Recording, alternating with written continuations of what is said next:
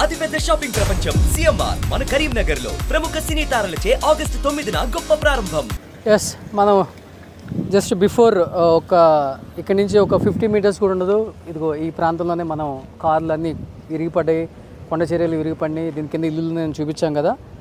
ఈ ప్రాంతం అంతా పూర్తిగా ఇల్లులు మొత్తం కూడా ఆ కొండ చర్యల కింద, ఆ బురదల కింద పూర్తిగా మునిగిపోయింది. కాబట్టి ఇక్కడ మీకు కనిపిస్తుంది, నేను చెప్పాను ఇది టూరిస్ట్ ప్లేస్ అని కూడా.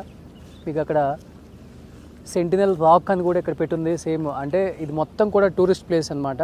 మీకు ఇక్కడ ఏం మిగలలేదండి, క్లియర్గా చూస్తే అది అక్కడ ఒకే ఒక్క ఇల్లు కనపడుతుంది చూడండి. ఆ ఒక్క ఇల్లు మాత్రమే మిగిలి ఉందన్నమాట. అసలు ఆ ఇంట్లో వాళ్ళు కూడా లేరు, ఇమీడియట్గా ఇక్కడి నుంచి పంపించుంటారు. ఒకసారి ఆ ఇంట్లో ఎవరున్నారో ఏంటో చూద్దాం మనం.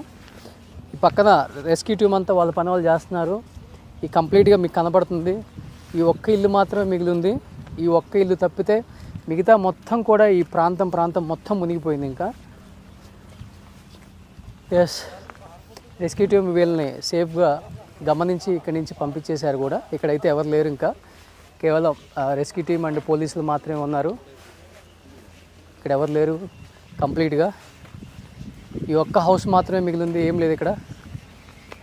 ఇక్కడ నుంచి మీకు కనిపిస్తుంటుంది వ్యూ కూడా. ఒకసారి మీరు ఇక్కడ పైకి వస్తే అర్థమవుతుంది. మొత్తం కూడా 3 టీ ఎస్టేట్స్ ఇక్కడ. సో ఈ క్యాంప్లో అంటే క్యాంపుకు పంపించేశారంట. ఈ ఇంట్లో ఉన్న వాళ్ళ వరకు సేఫ్గా ఉన్నారు. అండ్ ఇళ్ళకి తాళాలు వేసి ఏదైతే 4 ఇల్లులు కనిపిస్తున్నాయో ఈ 4 ఇళ్ళకి సంబంధించిన వాళ్ళని మేము రెస్క్యూ టీం మొత్తం వాళ్ళని కాపాడి క్యాంపుకు పంపించేసాము సపరేట్గా అని చెప్తున్నారు. ఇదంతా టీ ఎస్టేట్స్ మీకు కనిపిస్తుంది చూడండి ఒకసారి. ఇవంతా కూడా టీ ఎస్టేట్స్ అనమాట. సో కొండ చర్యలు ఇదిగో టీ ఎస్టేట్స్ కూడా కంప్లీట్గా మొత్తం వేరులతో సహా బయటకు వచ్చేసింది చూడండి ఒకసారి. కింద మొత్తం ఈ పూర్తిగా ఈ ప్రాంతం మొత్తం మునిగిపోయింది. ఆ వరద ప్రవాహం ఇలా వచ్చిందనమాట.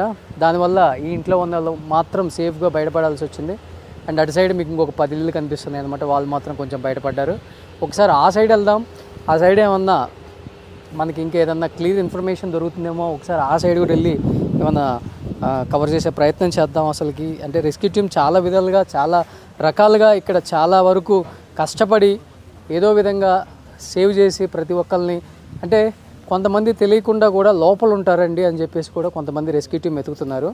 మనకు కనిపిస్తుంది ఈ ప్రాంతం అంతా చాలా పచ్చని చెట్లతో ఎంత బాగుంది గ్రీనరీ. ఇటు పక్కన ఇవన్నీ సో చెట్లు కూడా మొత్తం పూర్తిగా ఈ వరద దాటికి మొత్తం పూర్తిగా మునిగిపోయింది ఈ ప్రాంతం మొత్తం కూడా. ఇంకా అంటే అప్పటికే వర్షం పడుతుంది, అప్పటికప్పటికే ఎండ వస్తుంది ఇవాళ నుంచి. బట్ ఎప్పుడు ఏం జరుగుతుందో కూడా చెప్పలేని ఒక వాతావరణం అయితే కనిపిస్తుంది ఇక్కడ.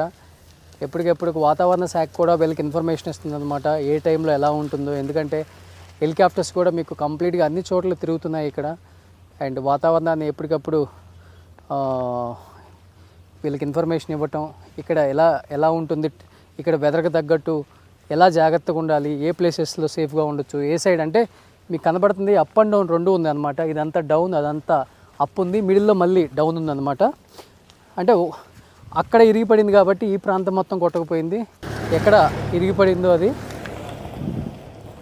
అంబులెన్స్లు, కొన్ని అంబులెన్స్లో పంపిస్తున్నారు బాడీస్, కొన్ని ఎయిర్ అంబులెన్స్లు కూడా వస్తున్నాయి అన్నమాట ఇక్కడికి.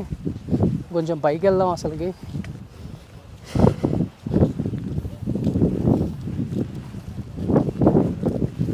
ఇక్కడ కొన్ని ఇల్లులు కనిపిస్తున్నాయి మీకు.